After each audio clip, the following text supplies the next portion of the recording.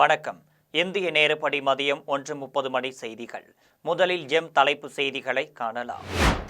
வாக்கு திருட்டை கண்டித்து இந்தியா கூட்டணி நாடாளுமன்ற உறுப்பினர்கள் ஆர்ப்பாட்டம். பீகாரில் ராகுல் காந்தியும் தேஜஸ்வி யாதவும் வாக்காளர் அதிகாரத்திற்காக பரப்புரை பயணம். குடியரசு துணைத் தலைவர் வேட்பாளர் சிபி ராதாகிருஷ்ணனுக்கு தலைவர்கள் வாழ்த்து. ஆகஸ்ட் 20ஆம் நாள் வேட்புமனு தாக்கல் செய்ய உள்ளதால் டெல்லிக்கு புறப்பட்டு சென்றார் சிபி ராதாகிருஷ்ணன். தமிழகத்தில் உள்ள அனைவருக்கும் கட்சி வேறுபாடின்றி சிபி ராதாகிருஷ்ணனுக்கும் ஆதரவளிக்க வேண்டும்.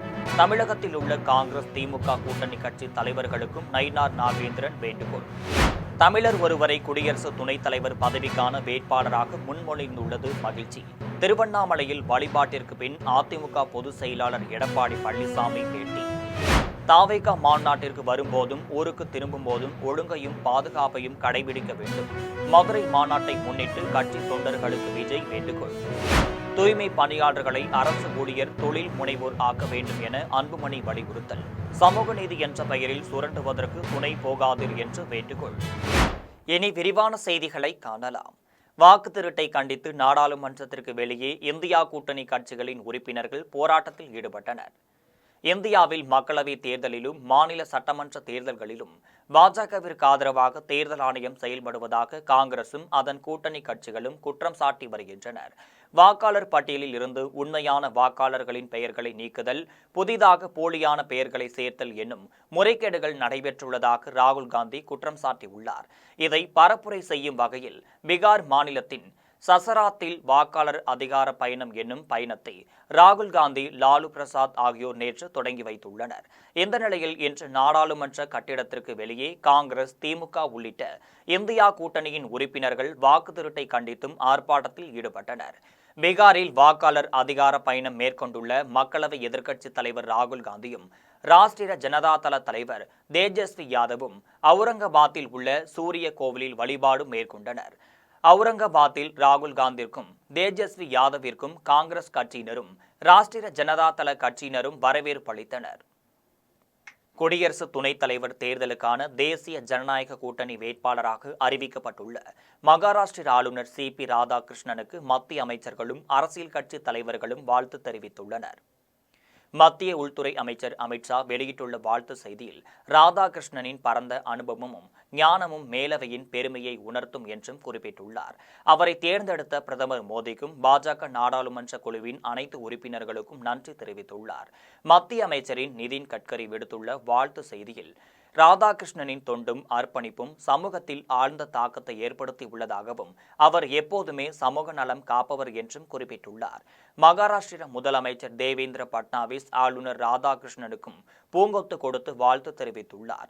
ஆகஸ்ட் 20ஆம் நாள் வேட்புமனு தாக்கல் செய்ய உள்ள நிலையில் டெல்லிக்கு புறப்பட்டு சென்ற ராதாகிருஷ்ணனை முதலமைச்சர் தேவேந்திர பட்னாவிஸும் மும்பை பாஜக தலைவர் ஆசிர் செலாரும் விமான நிலையத்தில் வழியனுப்பி வைத்தனர்.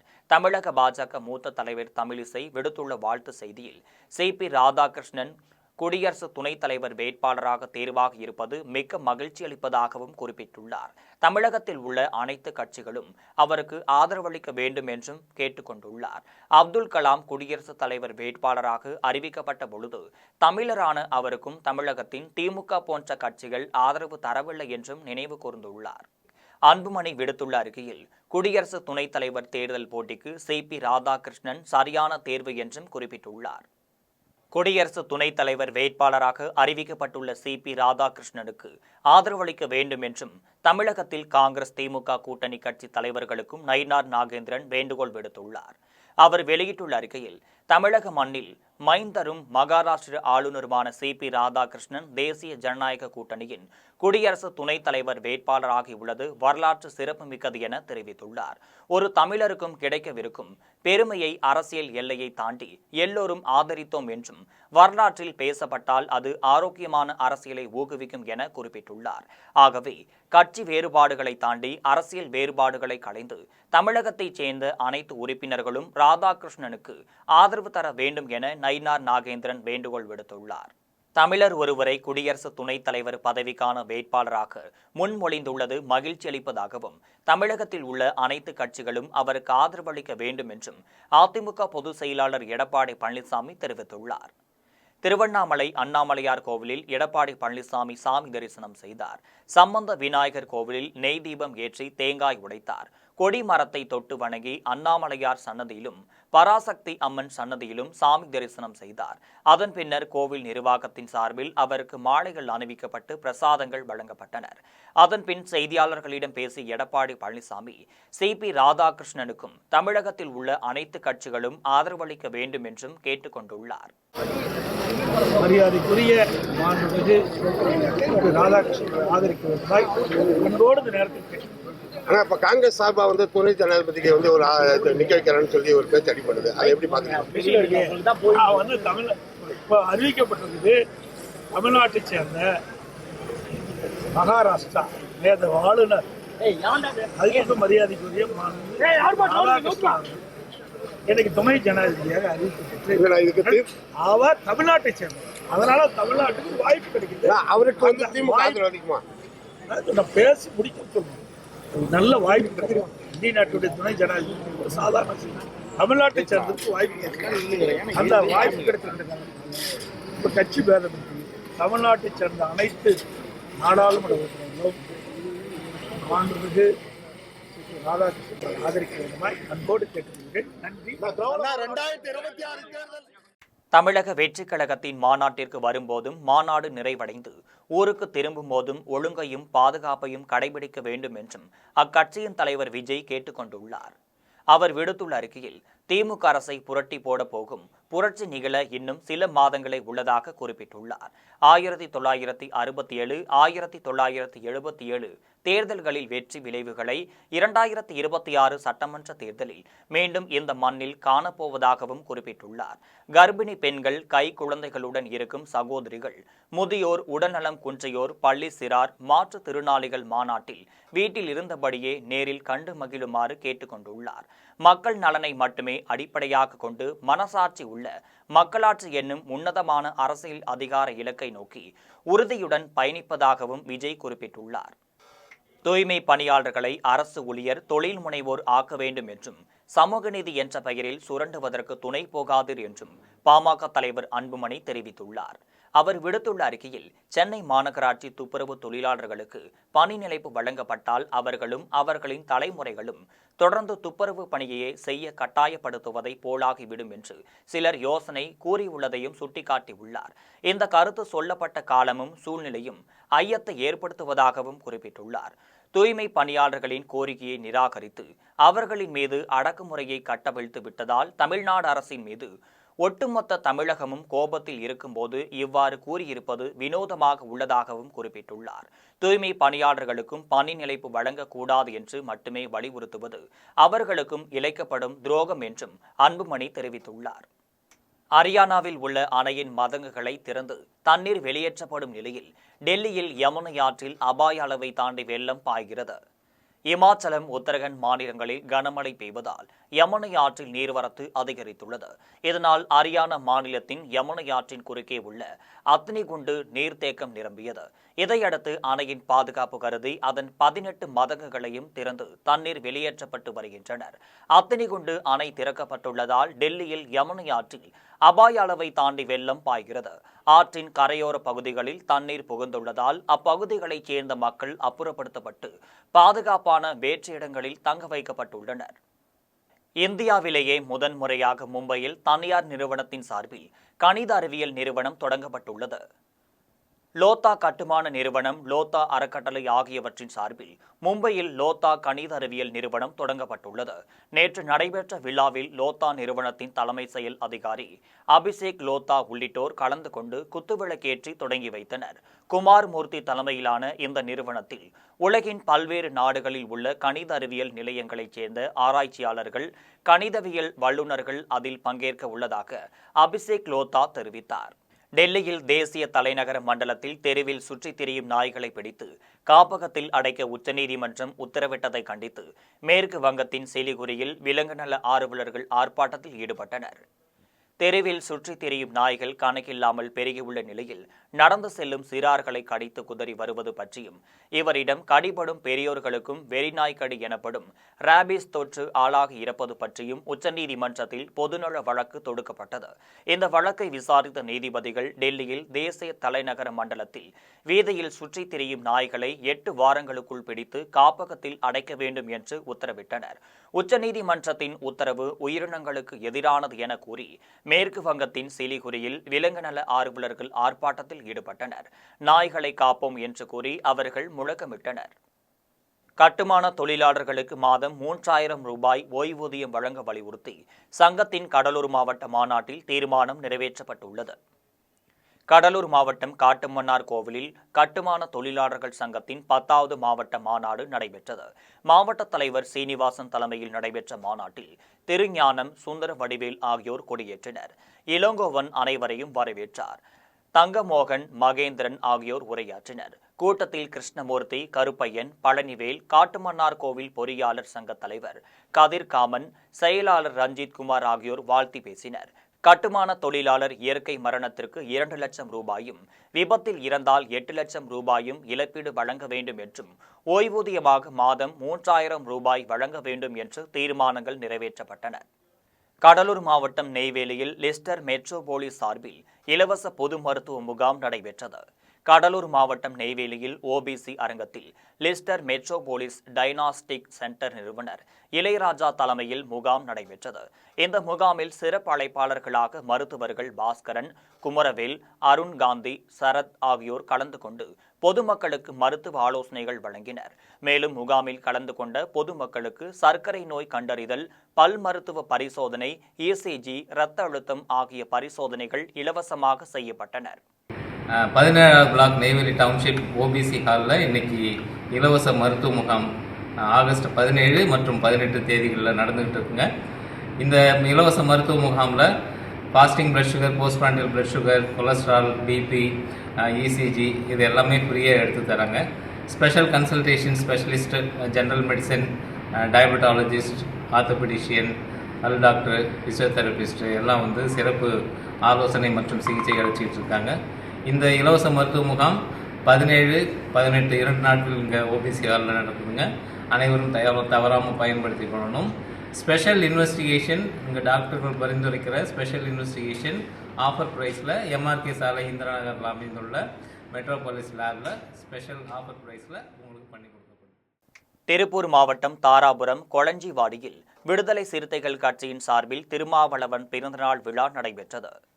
கொளிஞ்சிவாடியில் விடுதலை சிறுத்தைகள் கட்சியின் தலைவர் திருமாவளவன் பிறந்தநாள் விழா தாராபுரம் நகர செயலாளர் இமயம் செந்தில்குமார் தலைமையில் முன்னாள் மாவட்ட செயலாளர் தமிழ்முத்து முன்னிலையில் நடைபெற்றது.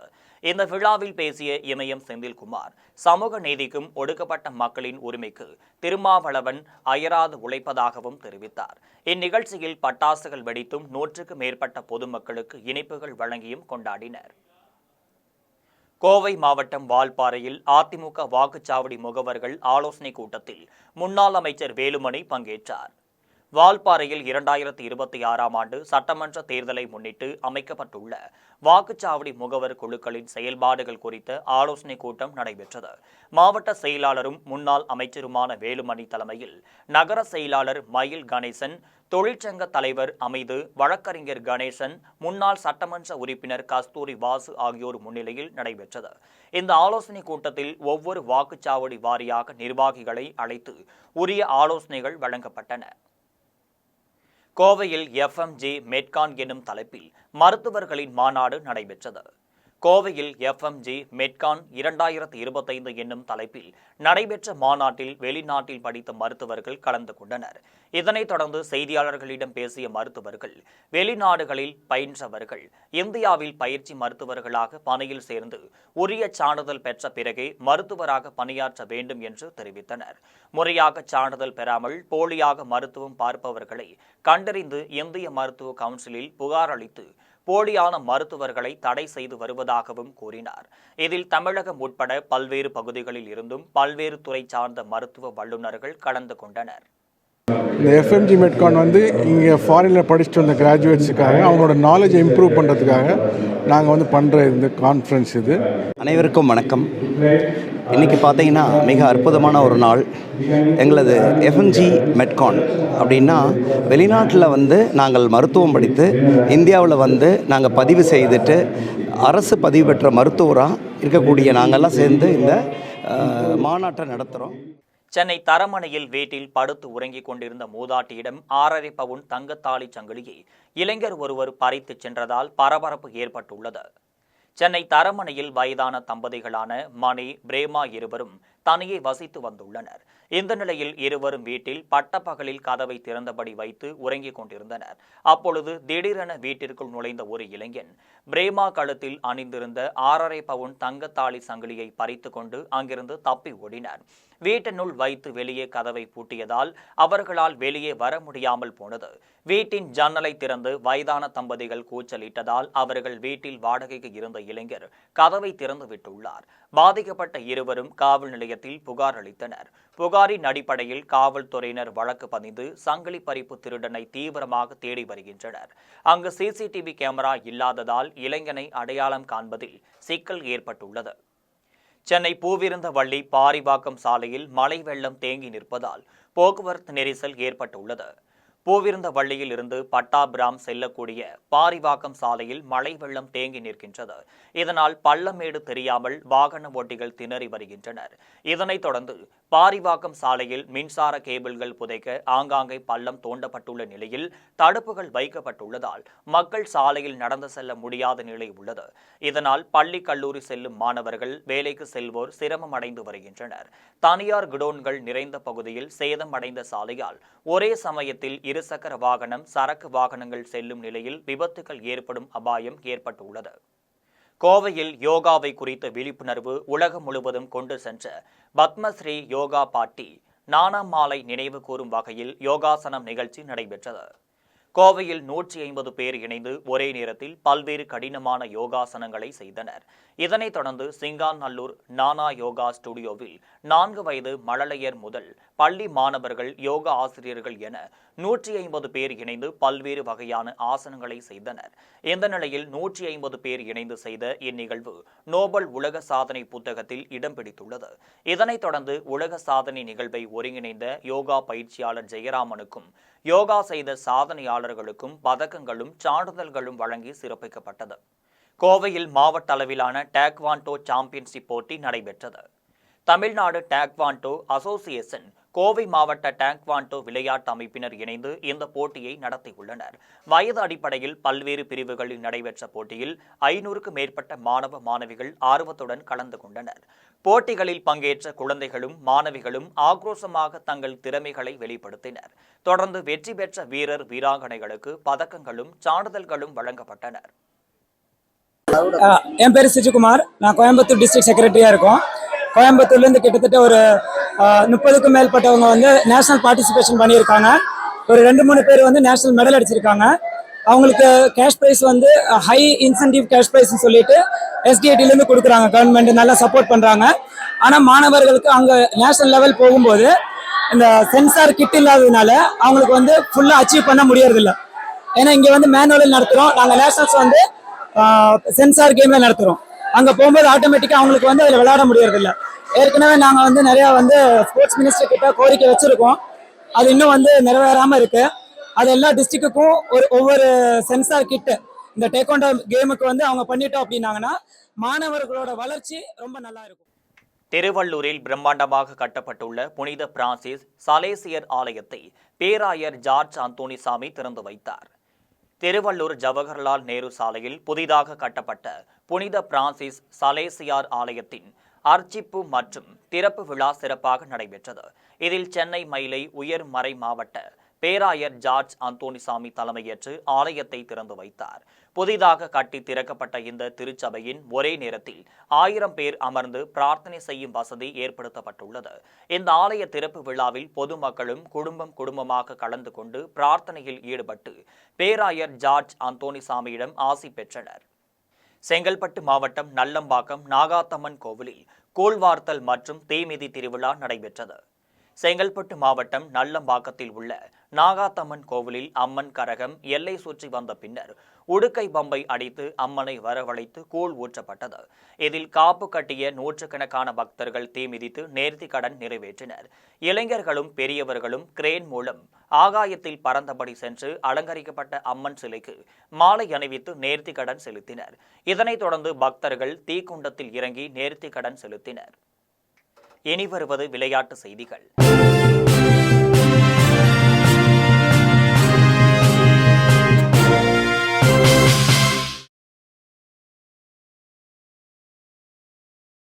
சின்சினாட்டி ஓபன் டென்னிஸ் போட்டியின் மகளிர் ஒற்றையர் பிரிவு இறுதிப் போட்டிற்கு இத்தாலியின் ஜாஸ்மின் பவோலினி தகுதி பெற்றுள்ளார். அமெரிக்காவின் சின்சினாட்டி நகரில் நடைபெற்ற மகளிர் ஒற்றையர் பிரிவு அரையிறுதி ஆட்டத்தில் பவோலினி ரஷ்யாவின் வெரோனிகா குட்டர்மெட்டோவாவை எதிர்கொண்டார். விறுவிறுப்பாக நடைபெற்ற இந்த ஆட்டத்தில் 6-3, 6-7, 6-3 என்கின்ற புள்ளி கணக்கில் பவோலினி வெற்றி பெற்றார். இறுதிப் போட்டிற்கு முதன்முறையாக தகுதி பெற்றுள்ள அவர் போலந்தின் ஈகா ஸ்வியான்டெங்கை எதிர்கொள்ள இருக்கிறார். மீண்டும் ஜெம் தலைப்பு செய்திகள்.